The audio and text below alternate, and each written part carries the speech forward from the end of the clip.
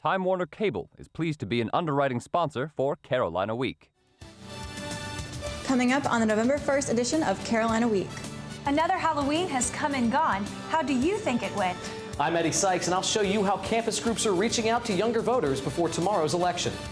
In sports, the football team escapes homecoming weekend with a win, and the Heels add to their lead in the Carlisle Cup.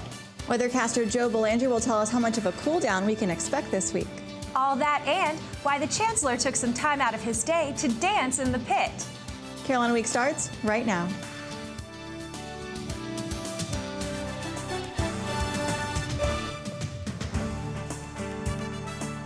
From the James F. Goodman Studio in Journalism and Mass Communication at the University of North Carolina at Chapel Hill, connecting campus and community, this is Carolina Week. The polls open in less than 24 hours in North Carolina. Good evening, I'm Megan Cassell. We'll have much more on the big midterm elections in just a few minutes. But first, the votes are in tonight on this year's Halloween celebration, and the winner isn't the new rules and regulations. I'm Andrea Lutka. Franklin Street is all clear now. It has been since 11:30 last night, thanks to the new rules and all. But was our homegrown Halloween better this year? As Joelle Kaplan reports, it depends on who you ask. Crazy costumes are only part of the experience on Halloween in Chapel Hill. Just ask the situation from the Jersey Shore. Franklin Street at night, that's what it's all about. This is what we do here. But over the past 3 years, town officials have worked to scale back the size of the party with what they call their Homegrown Halloween initiative. This year, police cleared the streets at 11:30, which was an unwelcome change for many. Oh, yes, public service heard about that, and no, I don't approve of that. Before Homegrown Halloween in 2007, 80,000 people flocked to Franklin Street. Last night, police say that number dropped to 35,000. Also, police issued 1 citation on Franklin Street, down from 14 in 2007.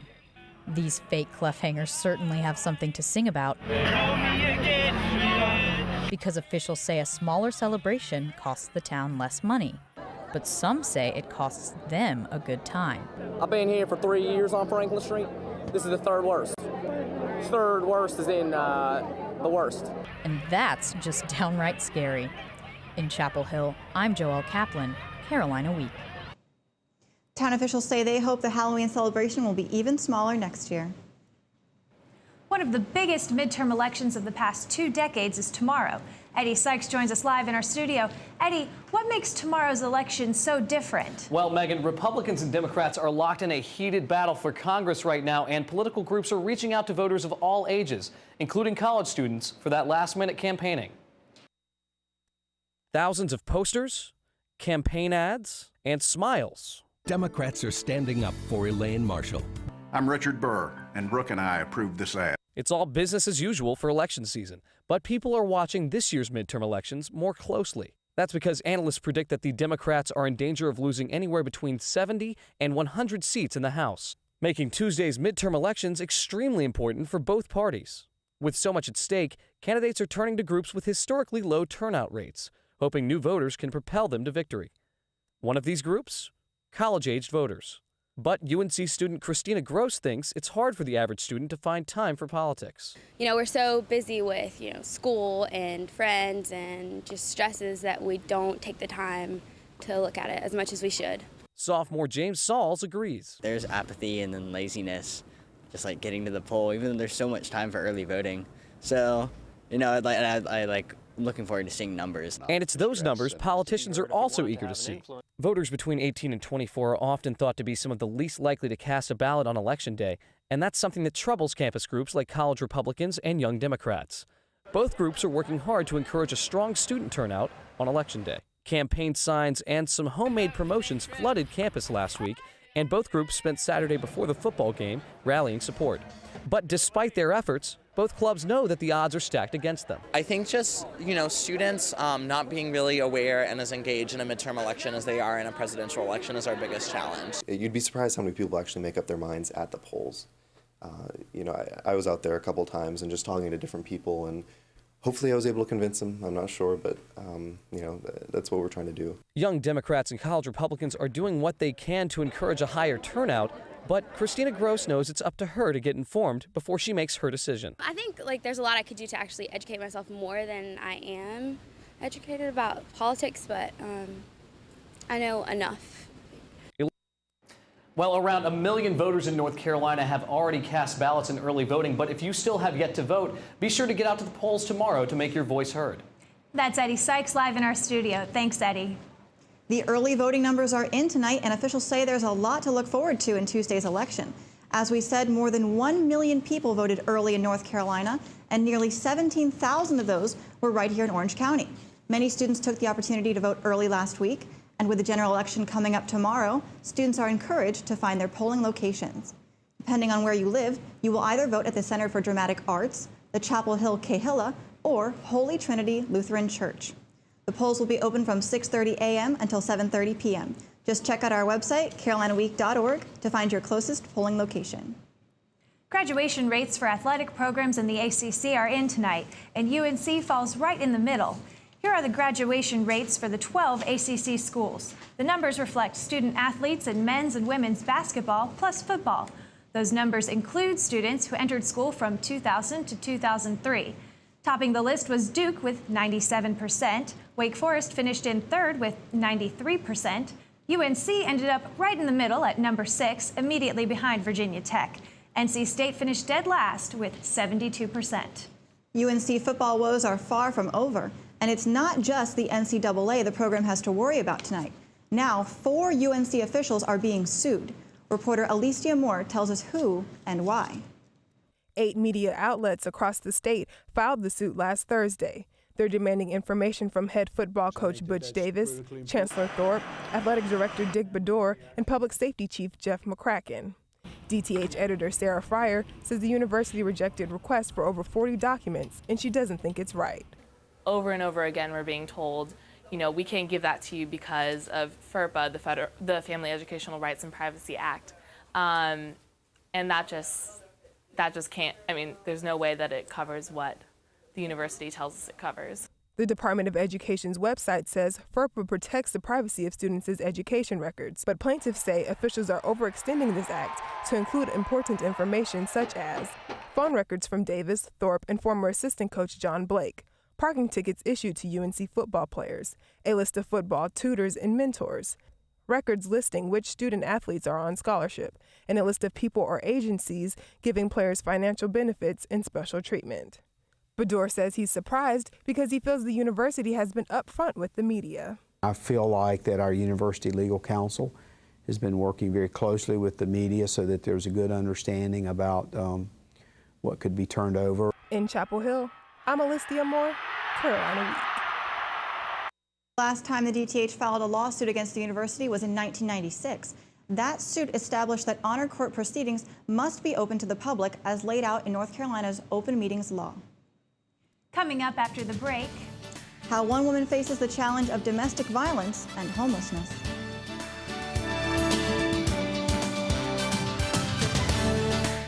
I'm starving. What's for breakfast? Guten Tag! Johannes, Franz! I bring you arts-enriched Raisinblams, fortified with increased test scores and creative problem-solving skills. It's good! And good for you. Bobby? Susie? Don't worry, that's just the power of the arts! Feed your kids the arts. For 10 simple ways to learn how, visit americansforthearts.org. To you, this is a place to make macaroni and cheese. To someone else, it's a way to make a kid sorry for what he did. Preventing child abuse and neglect doesn't just mean reporting it. It means stopping it before it starts. Find out how at preventchildabuse.org or 1-800-CHILDREN. A child is helpless. You are not. There's a place not so far away, a place where you don't have to keep the volume down. You'll find all sorts of creatures in this place without have to. The silly you, the proud you. You may even meet the curious you. It's tickling me! You! Ask your parents to take you to this not so far away place. Come to the forest, where the other you lives. But first, stop by discovertheforest.org. Welcome back to Carolina Week. Homelessness. We see it every day. We also tend to ignore it every day. Reporter Alexandra Press introduces us to one face of homelessness and her struggles to survive and not be ignored.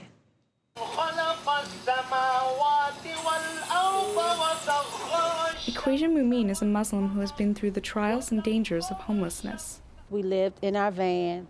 A lot of time we couldn't bathe or anything, so I would buy wipes and go in McDonald's and wash the children up. She got married shortly after converting to Islam, and that's when the pain and danger began. But the spiritual leaders of her community wouldn't believe her until the evidence was all too clear. They believed me when he cracked my head open. Some of the women came and got me and took me to the mosque. Mumin had fallen into a psychological trap. And the thing about being abused, you get conditioned that you don't even know you've been abused. And I started thinking it was my fault. If I would be another better wife, that he would change. As the violence continued, Mumin realized she couldn't stay any longer. He hit me in the head with a steel can. And I saw myself fall back, and I saw my blood splatter. When he hit me, it went like, my son was screaming, Baba, no, Baba, no. And he turned around, looked at my son, and said, like, Mother, let me explain why I'm beating your mom. And I told them to run. I thought, if this man kills me, who's gonna take care of my children? And at that point, I knew then, I need to get away from him. Mumin divorced him, but when he stopped paying the mortgage, she lost the house and became homeless. Her husband gained custody of the children. Since then, she's worked to regain her life. Oppression is you don't have a voice. With me being involved with Linden, Hidden Voices, it helped me to tell my story. Hidden Voices is an organization dedicated to helping women in terrible situations. Stories make change possible. And I think that's really true. Until you change people's minds, there is no possible action to take because nobody understands the need for it. As a result of the group's work, Mumin and other homeless women strive to help themselves and others. For me, it's a matter of who's in need. What I want people to take from this is to help where they can. In Chapel Hill, I'm Alexandra Press, Carolina Week. You can do your part to help others by simply lending an ear or volunteering for a few hours. When you use hand sanitizer, how long do you think it lasts? A recent survey shows that half of all Americans think hand sanitizer lasts longer than it really does. Experts say hand sanitizer only protects you from germs for 2 minutes. That's right, just 2 minutes. Even so, experts say sanitizer is still an important step in preventing the passing of germs. It's especially important to use hand sanitizers when you can't use soap and water to clean your hands. Just make sure your hand sanitizer is alcohol-based and is at least 60% alcohol. You've heard of turning it blue at UNC, but how about turning it green? Reporter Jennifer Kessinger shows us how an online pledge is encouraging students to be more environmentally friendly. For junior Ali Sarfati, it's easy being Carolina green. She recycles, drinks from a reusable water bottle, and turns the light off when she leaves her room. And now she's promising to do even more to lead an eco-friendly lifestyle. Take shorter showers was a good one. Dress appropriately. That's one thing that I really try and do. I don't like to leave my air conditioner on all day.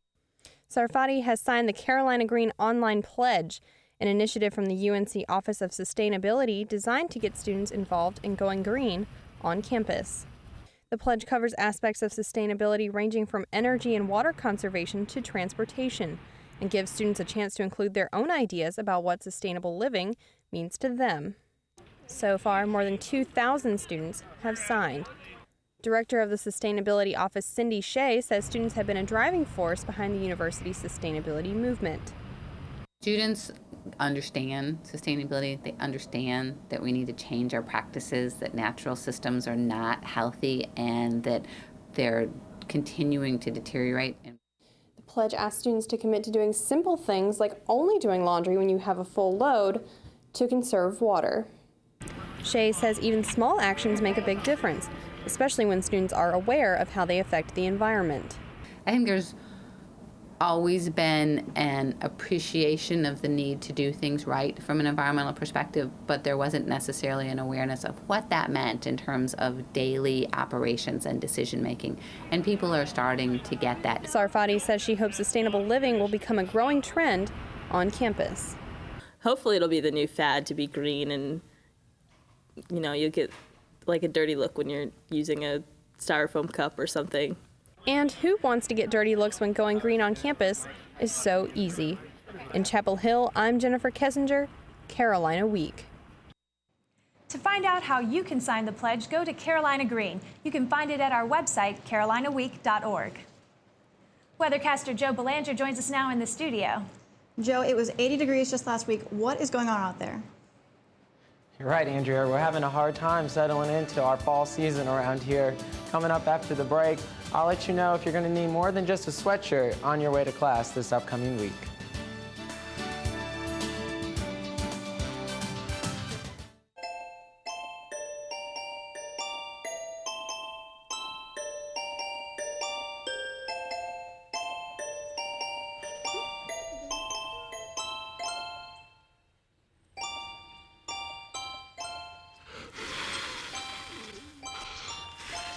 Detalles sencillos tienen el mayor impacto.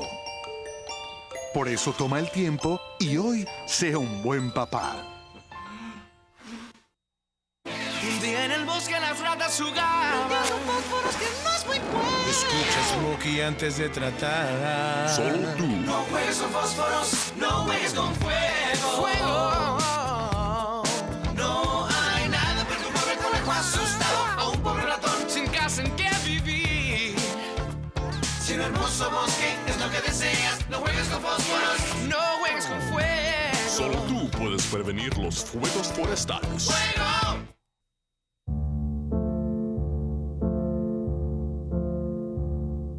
Hay un monstruo en mi tina.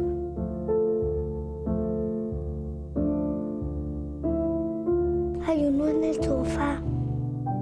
Hay un monstruo en mi cama. Haz que se vayan los monstruos. Aprende cómo ayudar a detener sus ataques de asma en noattacks.org.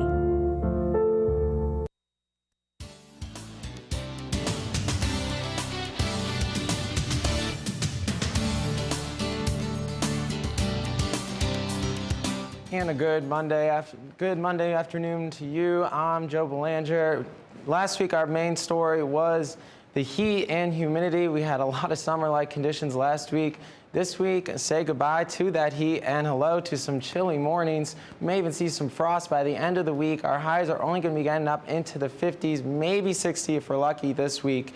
We are watching the possibility of some rain midweek, but the main story this week is the cooler temperatures. To put things into perspective, last week our average high for the week came in around 76. This week, we're going to be lucky to get out of the 50s for most days. Today was probably going to be the warmest day we'll see for the rest of the week, unfortunately. Our normal is 65, so we are having a bit of a struggle settling into that fall season right now.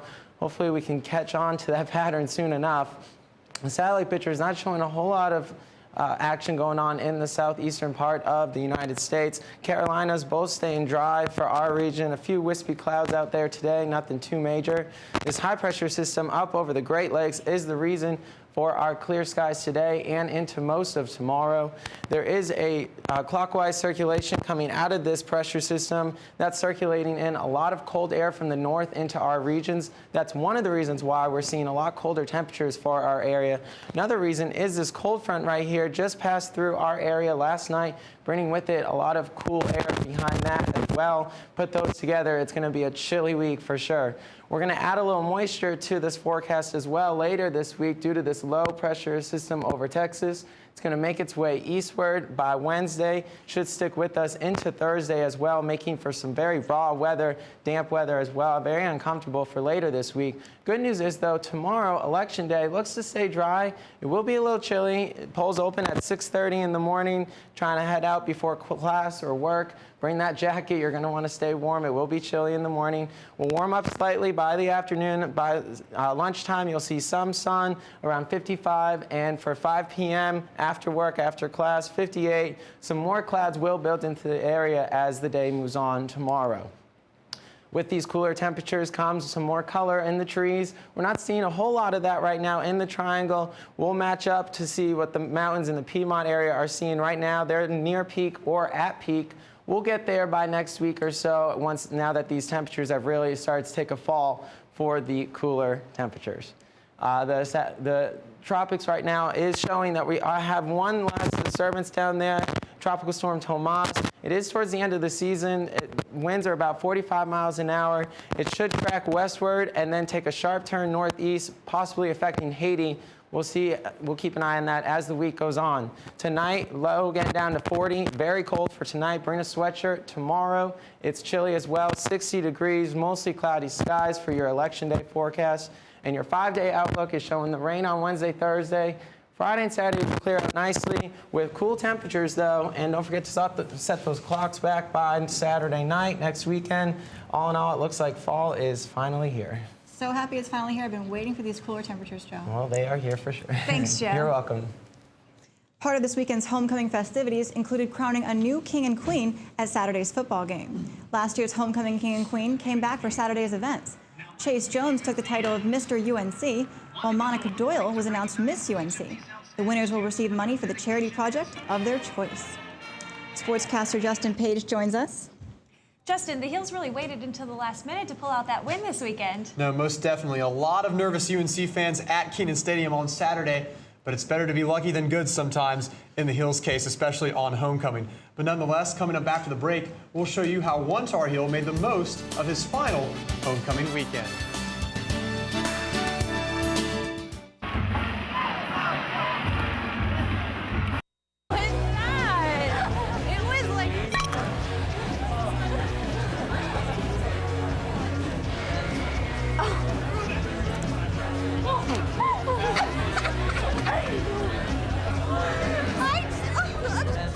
It's easy to tell if you've had way too many. But what if you've had just one too many? Buzz driving is drunk driving. So, April. Yeah? You know your charger's still using energy when it's plugged into the wall, right? Yeah, but that's not my charger. I don't even have a cell phone.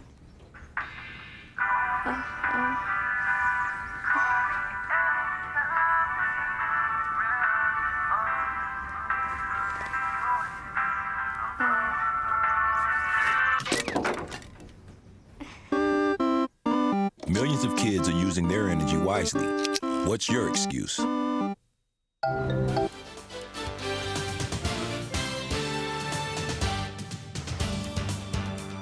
Hello and welcome back to Carolina Week in Sports. I'm Justin Page. Homecoming is a chance to relive memories, to come back to a place that remains special. And reporter Sierra Watkins tells us why the homecoming football game is so special for one player in particular, a player who returned to familiar territory.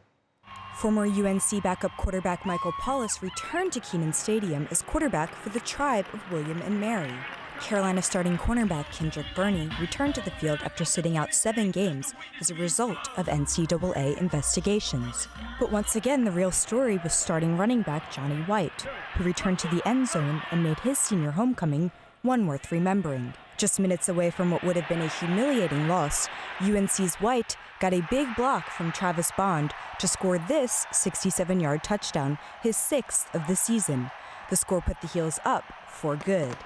Yeah, it was crazy. I just followed Big Travis in. You know, he's so big, he like 2 of me, so I was hid behind him, and next thing I just popped out, and I think I surprised the defense with it too. So. White finished the game with a career-high 164 yards rushing.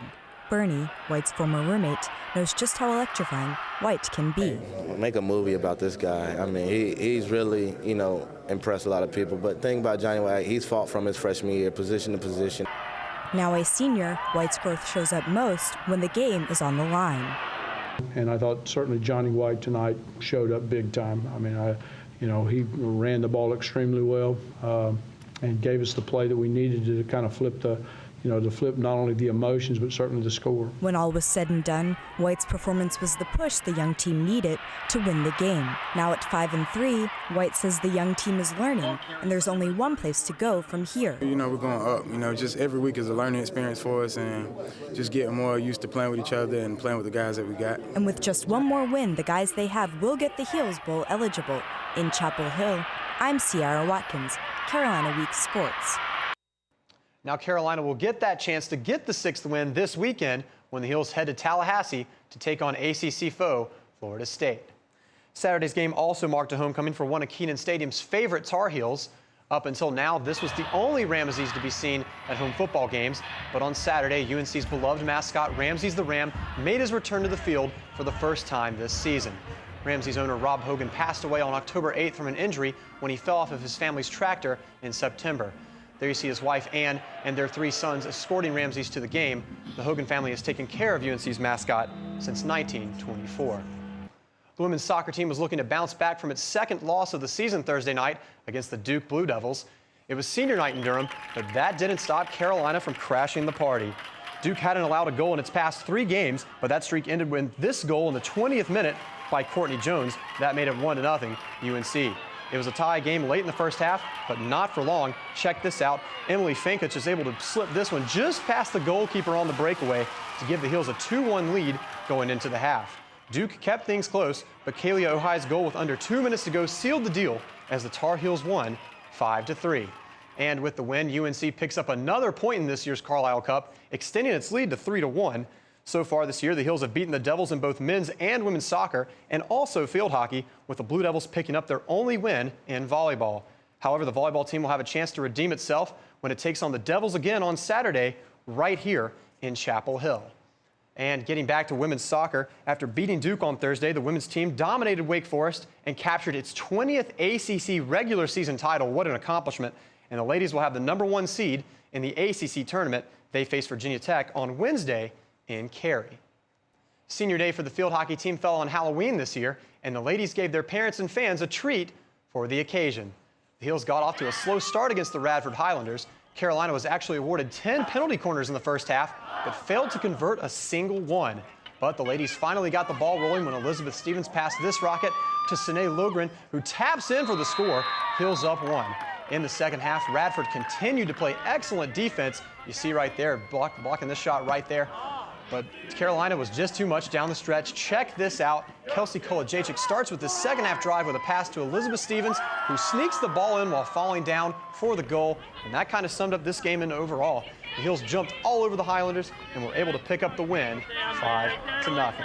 So a couple more notes. Men's soccer and volleyball also picked up big wins on the road this weekend. So overall, a pretty successful weekend for Carolina athletics. Well, that's great. Thanks, Justin. Coming up after the break, we'll tell you who was spotted showing off his dance moves in the pit earlier today.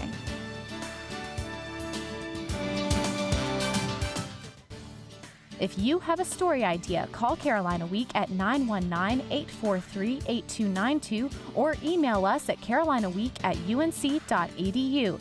If you have questions about this program, write Carolina Week at Campus Box 3365, UNC-CH, Chapel Hill, North Carolina 27599. Be sure to check out Carolina Week and Carolina Connection online at carolinaweek.org.